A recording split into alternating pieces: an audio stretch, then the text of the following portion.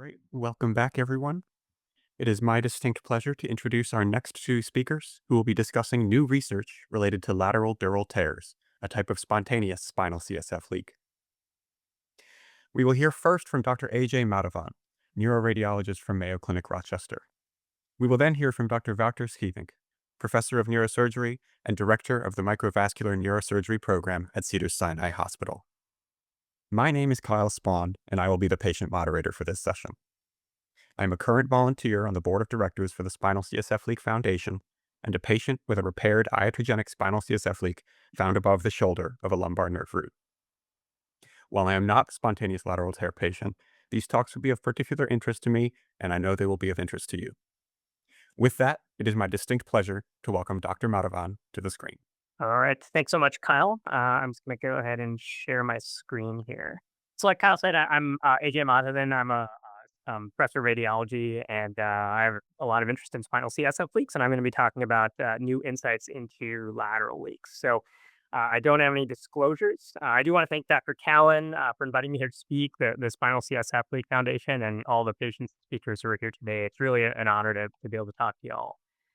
So I'll start just by revisiting the different types of spinal CSF leaks. I think this is really important. If you read about spinal CSF leaks, there are a lot of classification schemes out there for how people view these different types of leaks. And it doesn't really matter which one you use, but I do think it's important that we all have sort of a common understanding of what the different pathologies at play are. Because I really think I've come to think of them as different diseases that all lead to the same common pathway of spinal fluid loss. So the first or kind of classic type of spinal CSF leak is a ventral dural tear. So that's a spontaneous sort of hole in the front of the dura that usually happens because of a little bone spur that comes from the vertebral column, and it just pokes a hole in the dura. If you do a spine MRI in these patients, you'll almost always see this big amount of extradural CSF. So you see spinal fluid outside of the space where it's supposed to be. And that can manifest either as like a collection. So many people call that a SLEC, or it can be more just diffuse free floating fluid. And it kind of depends on whether it's more of an acute or a chronic case. These patients usually have pretty normal looking dura, at least on imaging. They don't necessarily have a lot of meningeal diverticula. And that's in contradistinction to patients with CSF-Venous fistulas that Dr. Callen just talked about. These patients usually have many meningeal diverticula. We don't always know what causes these fistulas, but there's some very good papers out there. One from Dr. Mamluk that talks about how many of these patients have an elevated BMI, and they may have initially had intracranial hypertension before they developed a leak. And another one from Dr. Callen, his group, that shows that some of these fistulas tend to occur at the same level as prominent spinal degenerative changes. And then this is another great paper from Dr. Mamluk as well that discussed a very different type of spontaneous leak caused by vascular malformations. So it turns out if you get vascular malformations near the spinal canal, they can sort of elicit a spinal CSF leak. And this was one example from his paper of a leak that was going into a lymphatic malformation.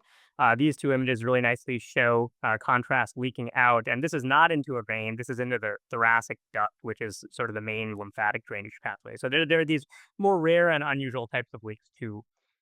And then there's lateral dural tears, which is what I'm going to be talking about. So these are probably less common than ventral dural tears and CSF venous fistulas. They're more common than leaks into vascular malformations. They tend to happen in patients of a younger age, but they can happen in anyone, and they're a little bit more common in women compared to men. This was a nice table from one of Dr. Schievink's recent papers showing some of the demographic features in these patients. I won't go over this in all of that detail, but that you can see that they happen in younger patients in particular.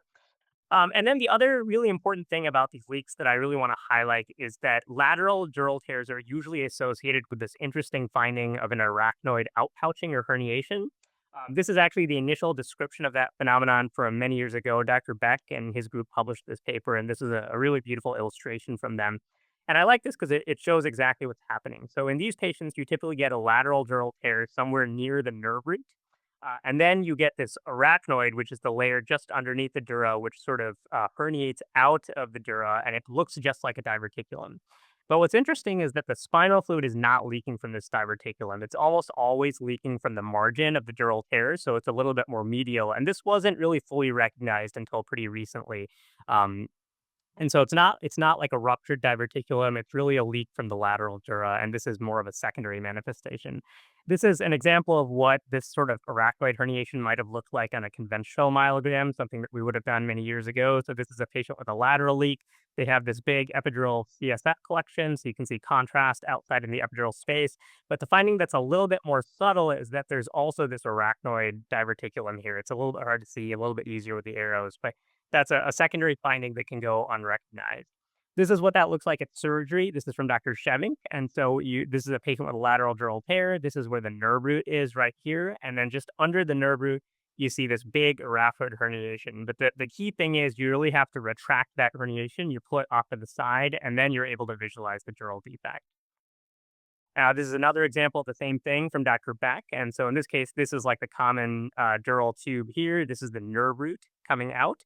And then this white structure here is the arachnoid diverticulum. So in this case, the lateral leak is probably a little bit more along the nerve root. So remember that there's dura along the nerve root sleeve too. And so the dural tear can occur a little bit more laterally as well. And then the other interesting thing is Dr. Schievink published this paper recently, and this is a really nice illustration describing the different locations that lateral leaks can occur in. So, like the classic location has always been that it happens under the nerve root. So this is like the nerve root here, and then the dural tear is right under the nerve root, and you can see the arachnoid herniation. But it can also happen right above the nerve root sleeve. So it can happen at what's called the shoulder location, and it can even happen a little bit higher too at the level of the pedicle, which is just one of the bones that connect the vertebrae to the posterior elements. And you can see from Dr. Schievink's table here, the axillary location right under the nerve root sleeve is the most common. These are just some examples of that on digital subtraction myelography. So this is an example of the most classical type where the leak is happening at the level of the axilla. So this is the nerve root sleeve right here, and you can see some epidural contrast leak that's coming out right under the nerve root sleeve, and over time it accumulates in the epidural space. This is the shoulder variant. So in this case, here's the nerve root sleeve right here, and the leak is right above that. So it's at the shoulder location. And then these are three examples that Dr. Schievink gave me. This is the rarest location for lateral leaks, but they can also happen at the level of the pedicle. So in this case, like this is one of the nerve root sleeves. This is another nerve root sleeve, and the leak is like right halfway between those, which is kind of where the pedicle is. And you can see they all kind of look the same. These are two other examples of similar types of pedicle leaks. So that's kind of the introduction. But going from there, I just want to show some cases because I think how I have come to understand this is just by doing myelograms on patients and looking at the images, and I think that gives you a good appreciation for the anatomy. So this would be like a very classic example of a lateral dural tear. So this was a patient I had about a year ago. This is a cone beam CT, so that's something we usually do like right after a digital subtraction myelogram, and that gives us more high resolution cross sectional images. And so you're looking at this as a coronal view. So you're looking at patient from the front. And what you can see here is that this is like intact dura here. This is intact dura here. And there's a dural tear right here. It's this little hole.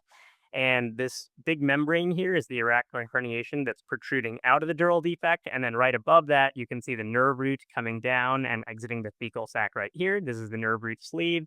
And then you can see that there's a lot of contrast that is exited out into the epidural space by this point. So that is like a typical look for what a lateral dural tear would look like.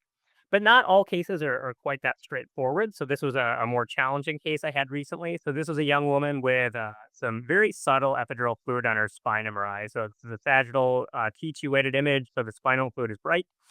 And you can just see the arrows are pointing to just very small amounts of epidural CSF that are in the dorsal epidural space.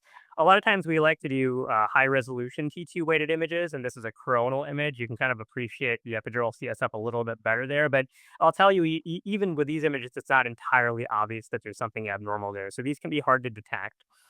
In this patient, we opted to do a digital subtraction myelogram. So this is a right decubit digital subtraction myelogram. You don't have to do a DSM. You can certainly do a CTM. I think both DSM and CT are good techniques to find these. And so as I scroll through here, you can see the first thing is that there's this diverticulum that's filling up with contrast. As I continue to go, eventually you start to see the subtle accumulation of epidural contrast that's leaking out both above and below that diverticulum. So that's a typical look. Here, the unsubtracted images, it kind of looks the same. It's a little bit harder to see without subtraction, but that would be a standard look for a lateral dural tear on a DSM. In this case, we did a cone beam CT to get a little bit more better characterization as well, and I think that shows the anatomy well. So these are like the spinal nerves in the thecal sac, and as I scroll down here, you can see, this is normal intact dura here. Coming down, you can see the two nerves coming down as well, and this is like right where the nerves exit the thecal sac. And here you can see intact dura here, and then right next to the nerve root sleeve, there's this very subtle little dural hole here. So this is the lateral dural tear. And then you might ask, well, where's the arachnoid herniation? So as I continue to go down here, it's right here. So a lot of times on CT, these arachnoid herniations will fill less with contrast than all the other structures. That's kind of how you know that that's what the arachnoid herniation is. You can see it a little bit better on this coronal reconstruction. So this is, again, looking at the patient from the front. So this thing right here is the arachnoid herniation. So the point is, though, they can be a little bit hard to see. This is just that same patient, just another view of that arachnoid herniation. And so the teaching point of that case is that, these arachnoid herniations can be very subtle on imaging. I think probably as I've seen more and more of these, they're likely underrecognized. I don't know that they happen in every patient with a lateral dural tear, but it may be more there than we realize. Here's another challenging case. This was another patient with a lateral dural tear. You can see on their spine MRI, this was done without fat suppression, which if you ever get a spine MRI, I'd encourage your provider to use fat suppression if they have it available. It just improves the sensitivity of finding epidural CSF collections. On this MRI, I couldn't really appreciate any obvious epidural CSF. There might be some here. It's a little bit hard to tell. But what I'll draw your attention to is at this level, at T11, T12, there's this unusual looking diverticulum here. And the thing that's unusual about it is it sort of has this broad base with the dura. That's not how most diverticula look. Normally, they're a little bit more rounded. On this patient's CT myelogram, she also had a regular conventional CT myelogram done on the outside. And you don't really see anything too obviously abnormal there. There's no big epidural collection or anything like that.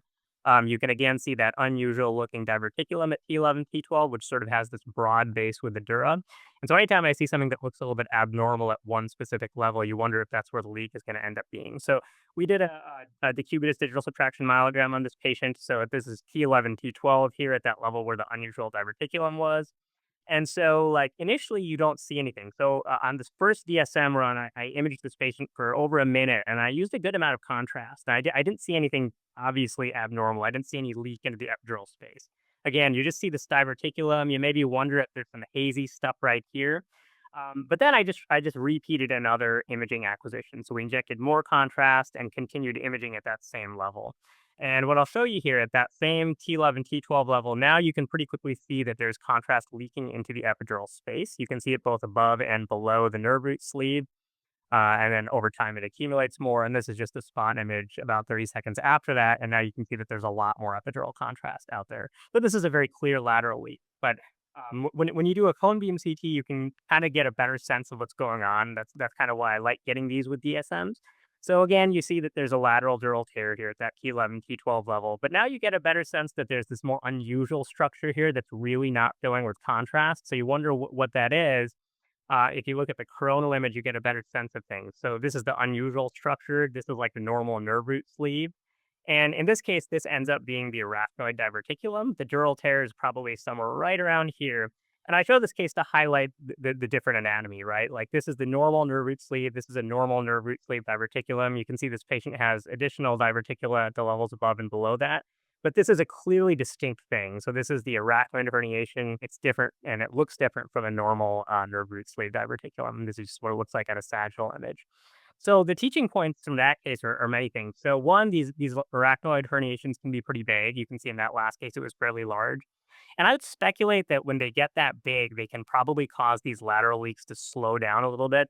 When I first learned about dural tears, they were kind of explained to me as always being fast leaks, meaning that, it's like some people have used those two terms synonymously, but that's not always the case. Sometimes dural tears can be very slow. And I think this is one explanation for why lateral dural leaks in particular can be a little bit slower. And so I've learned that when I do myelography on these patients, sometimes I have to slow down a little bit and get more delayed imaging and perhaps use a little bit more contrast as well. The other thing is that in these patients, it's possible that epidural spinal fluid collections might be absent on MRI or very subtle. And that again might be because that arachnoid herniation is essentially blocking spinal fluid from constantly leaking out into the epidural space. And then the last thing is that broad-based diverticulum I showed you. I think that's an important feature that can sometimes help us predict that there's a lateral leak there. This was a really nice paper from Dr. Lutzen in Germany and some of his colleagues, and they looked at the timing of how long it took for these lateral leaks to show up on DSM. And it was pretty variable, but one interesting finding was that some of the slower leaks tended to have larger arachnoid herniations. So I think that's something that there may be something potentially real there and helpful in the future. Okay, so here's another case of a lateral leak. So this one's a little bit different. So in this case, you can see contrast coming up, and you pretty much immediately see contrast leaking into the epidural space. So this is like a much faster leak. But the interesting finding in this patient is that there's also this unusual structure here that's going up with contrast. And if you do any kind of spinal work or spinal imaging, you might recognize that that is what the facet joint looks like. So the facet joints are these joints that connect to the vertebrae. This is what that patient's cone beam CT looked like. And what I'll point out here again, you can see the lateral leak. You can see the arachnoid herniation there.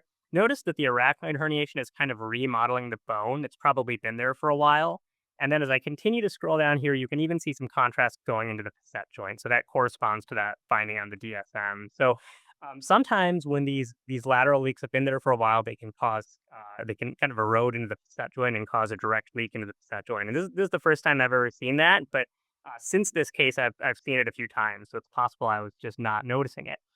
This is another case from Dr. Lutzen showing the same thing. This is the facet joint right here. This patient had a lateral leak, and you can really beautifully see the contrast going into the facet joint on the cone beam CT that he did afterwards. And here's that arachnoid herniation that's remodeling the bone.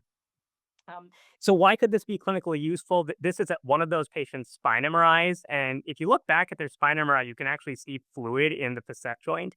And people can get fluid in the facet joint for all kinds of reasons. Sometimes it's just from arthritis, but I think if you see sort of a localized effusion of fluid into the facet joint, that might help us predict where a spinal fluid leak is going to be. I think that's something I'm interested to look at in the future. So the teaching point there is that these lateral leaks can cause arachnoid herniations, which then go on to erode into facet joints.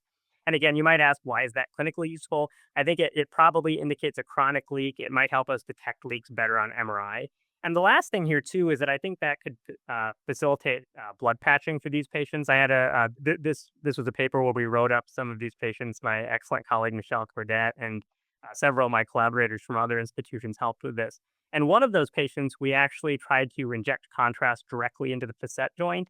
And you can see here, this is like the normal facet joint. This is how it should normally fill, but there's no contrast that's supposed to go beyond this margin. It's supposed to kind of stop there.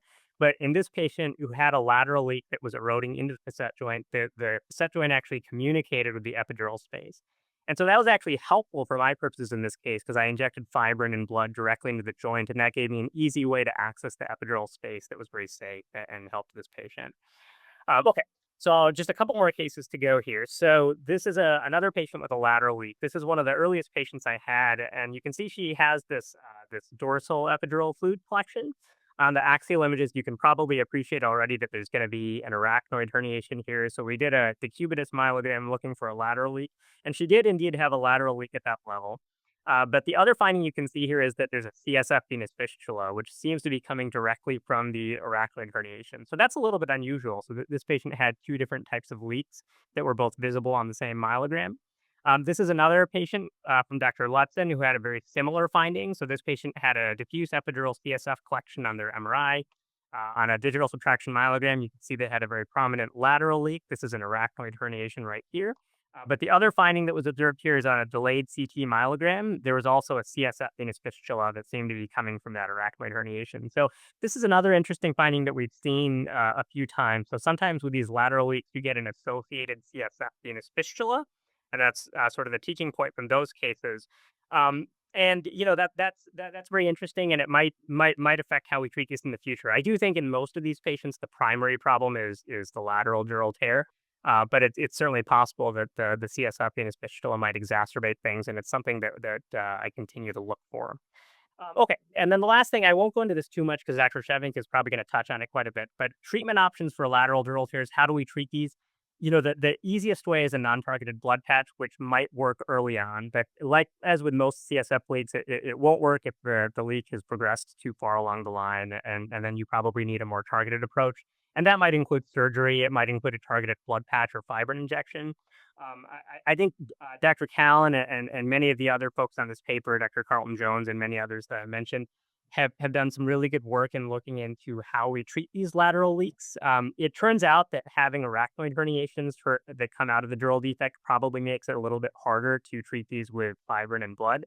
One thing they observed in this study where they looked at a lot of patients who were treated with blood patching was that when you could see a big arachnoid pouch or herniation on imaging, it made it such that the leak was less amenable or less likely to resolve with targeted blood patching or fibrin injection. So, to summarize, these lateral dural tears can occur in multiple locations. I think we've learned a lot more about what they look like on imaging in recent years. So they can happen at the axilla, but also at the shoulder of the nerve root sleeve, and they can even happen at the level of the pedicle, as I've shown.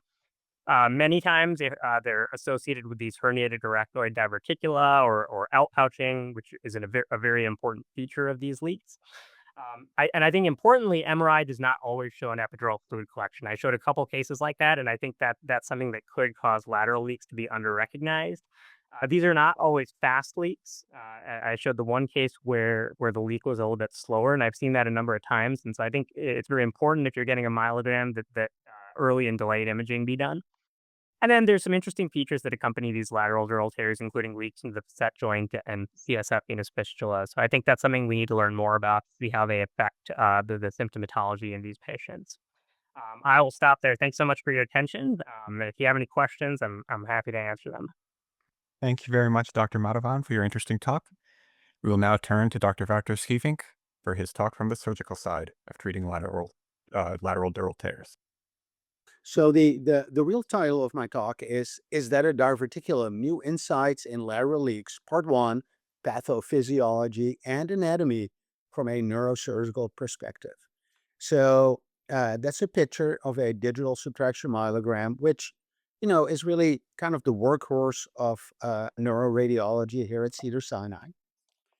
And this is kind of what I thought was the clinical scenario that we are dealt with, on a really frequent basis. So on the left side, you see an MRI scan of the brain, subdural thickening, hygromas, or the middle MRI looks pretty normal, except, the optic nerve sheath diameter is a little diminished, or the scenario on the right side where a really good doctor like Ian Carroll will call you and say, you know what?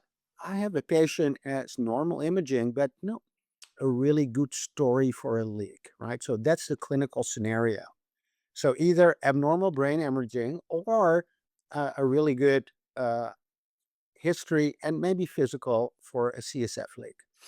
And a lot of those patients undergo many, many different radiographic imaging problems. And why do I say problems? We'll talk about that a little bit later. Digital myelograms with anesthesia, dynamic CT myelograms, cone beam CT myelograms, or photon counting CT myelograms. And let's say all of those tests are normal, right? So what are you going to do? So then, number one is you say, well, maybe it's not a leak, of course. But there are not that many doctors who can help the patient or can help you. So maybe the leak is not in the spine, right? So less than 1 out of 1,000 people who have this have a leak at the level of the skull base. So you can look into that. Maybe it's pooling of CSF, right? So particularly patients with Marfan syndrome, Louis-Dietz syndrome, neurofibromatosis. Maybe it's not that they have a leak.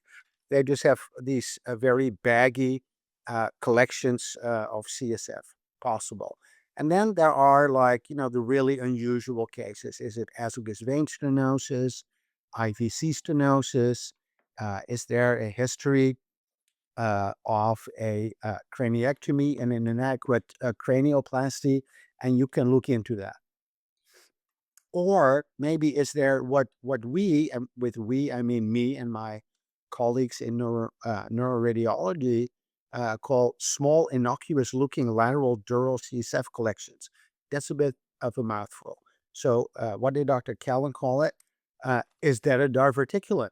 So that's what I'd like to talk about, right? So is that a diverticulum?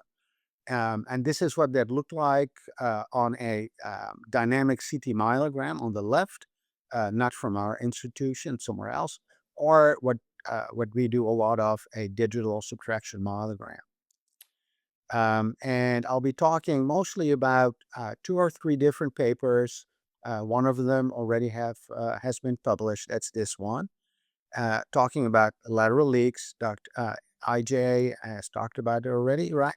So that can be, most of the time, lateral leaks are at the level of the axilla, right? Axilla is right below where the nerve root comes out of the spinal cord. Or it can be a little bit above where the nerve root comes out of the spinal cord, at the level of the shoulder of the spinal nerve root, or what we call the pedicular type of lateral leak, which is where it's not related to a nerve root. Pretty uncommon, but not that rare. Um, this is an example of these pedicular leaks. So in our experience, a lot of these pedicular leaks are really, really tiny type of CSF collections, lateral side of the dural sac. When you do an MRI myelogram, you do a post-myelogram CT scan, you don't really see them, right? So on regular imaging, these are almost invisible. And what do these look like under the microscope? Why are they invisible, right? Why is it not like a big extradural CSF collection? Is because they're tiny tears on the lateral side of the dural sac, and oftentimes the arachnoid, which is incredibly variable, right? So when you do a lot of these surgeries, in some patients, the arachnoid, which is the layer underneath the dura, right? Most people, the dura, right? Dura mater, tough matter, your dura mater matters. Um, it's almost impenetrable. But the arachnoid can be anywhere from a very weak type of spidery, right, arachnoid spidery type of membrane to more or less, very well-formed membrane, and it's difficult for CSF to penetrate that membrane. So that's what that looks like in this particular patient. Sometimes that membrane is almost non-existent, right? So this is somebody who has a lateral leak at the level of the pedicle. As you can see there on the picture on the left, it starts off as just a tiny collection, but then it leaks out and it becomes a lateral, typical extradural collection. Some people call that a slack. Um, so we have been operating on some of those patients for the last 5, 6 years, and we wrote that up. It'll be published in a few months. We looked at 31 patients who have, one or sometimes more of these tiny little CSF collections lateral to the dural sac, and we found that the vast majority of those, even though you don't see the vein, they actually represent CSF venous fistulas. They're just not very exuberant. They're kind of shy. It's difficult to find them. But some of those patients actually have a lateral tear, and it's really difficult to differentiate those. So these are 8 patients. 2 of them have a lateral tear. 6 of them have a CSF venous fistula. And I have asked our neuroradiologist, people I've worked with for 20, 25 years, to look at those. I've also asked other neuroradiologists to look at them, see if they can actually find which one is a lateral tear, which one is a fistula. And it's essentially impossible for them to figure that out. So these are 6 of those 8 happen to be CSF venous fistulas, and these are some of these pictures that you can see. What we find in the operating room, right? So what we find in the OR, the veins are very small. They're generally less than 1 millimeter. They all arise from a tiny little diverticulum. This is one I operated on a couple of days ago. The arrow on the left, you see there's a tiny little diverticulum, just caudal. 95% of those are caudal, rarely cranial to the nerve root sleeve, but almost always caudal, 1 or 2 millimeters. There's like just a little bit of contrast, just lateral to the dural sac. And this particular patient happened to be normal MRI, just no CSF around the optic nerves. And then on the right, you see what it looks like under the microscope. This is a little bit of better prediction. Um, so you see there's the diverticulum, and just below the diverticulum, you actually see the vein, right? But these are incredibly high resolution images, right? So what I want you to realize that the resolution on a DSM is less than 0.1 millimeters. And I thought this was a really good illustration about how what we find in the operating room, where we work with microscopes with, 20, 30 uh, uh, times of magnification, to what we see on a digital subtraction myelogram. Of course, you also can see it on a really good lateral dynamic CT myelogram. But let's talk about the ones where we actually see a lateral leak. So the one on the top is a patient who we had followed for a few years, very extensive extradural CSF collection. Then over the years, it became smaller, smaller, smaller, ends up with a tiny uh, uh, little focus of contrast lateral to the dural sac. That's what that looks like. Um, or the one at the bottom two figures, where you just see, maybe 1.5 millimeters of extradural contrast. Patient has been told for many years all their scans are normal, but then actually in the operating room, you see there's a tiny little tear on the side of the dural sac, and they're fairly safe, very safe, and easy to fix. Um, so just like with ventral leaks, right? You can have a very tiny tear. You can have more of an extensive tear. It's the same with these lateral leaks. So um, this is somewhat a good comparison.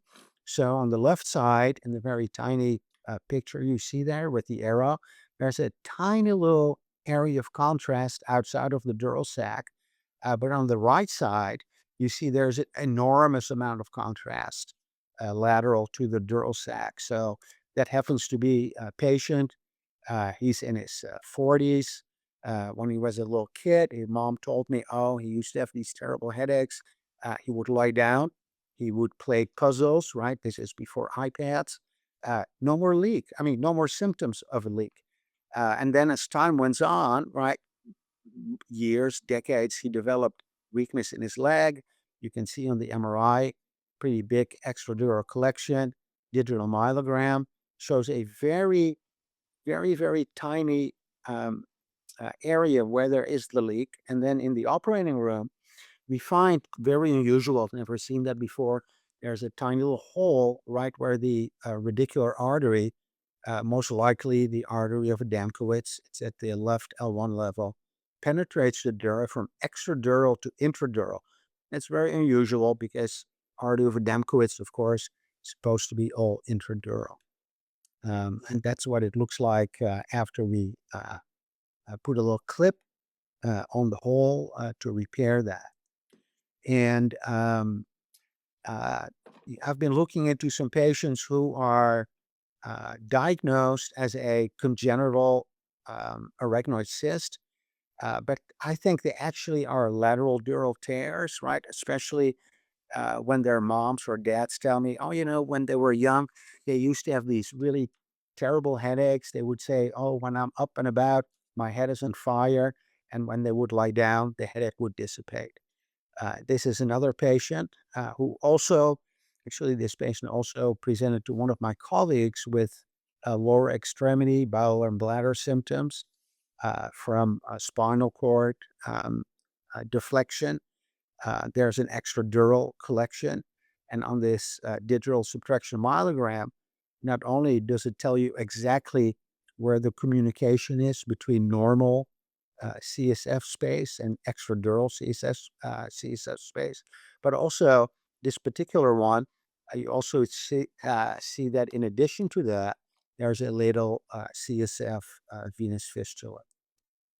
What about surgery for lateral tears? Dr. Beck presented these data, 100% success rate. I'm not nearly that good. I think they're a little bit less successful as far as surgery is concerned, probably somewhere between 90 and 95% success rate. But that's still, quite a bit better than the reported rate of 1 out of 3, or what we usually counsel patients with as a 50-50% of curing their lateral leak. And then finally, let me just share a little bit about the research that Cassie Parks, who's an MD, PhD student at Hopkins, has done. This is really fascinating research on lateral leaks that we've done for the last 7 or 8 years. And this is hopefully going to be published soon. So we looked at 42 patients that we have treated here at Cedars. About 1 out of 4 of those 42 patients turned out to have a mutation in the fibrillin-2 gene. Very fascinating. These are three-dimensional models on where of this gene product the mutations are. Fibrillin-2 gene mutations can cause this really devastating congenital disorder called contractural congenital arachnodactyly. They do not have this, right? So when these people, usually young people, usually young women, 20s, 30s, have these lateral leaks, they don't have any other problems, right? There's no other manifestation of their connective tissue disorder. They just have a inborn fragility of the lateral part of their dura. And it's because the mutation in their gene is in specific areas of the gene itself. And when Cassie Parks and other people at Hopkins developed a infusion model in rats, these are knockout rats, I'm sorry, mice, knockout mice that lack the fibrillin-2 gene, that she found that unlike Marfan knockout mice, where the capacity of the dural membrane is really excessive, so they don't generally actually develop leaks. They just keep on growing their dural sacs. The ones with the fibrillin-2 genes, they actually rupture at a much earlier time period than those who have normal dural membranes. And then, of course, we always have to think about the aftermath, right? We see so many people who we think or who we know have a leak. They go through not 1, 2, 5, 10 invasive myograms. They're not any better. We don't find a leak. Maybe it's because we have caused the leak, right? Like in this patient who has undergone all of these treatments. And then finally, we find that they're still having symptoms because of the leak that we have caused with our procedures.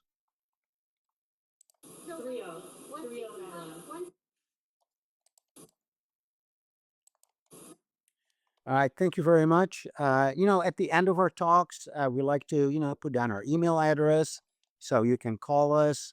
Um, but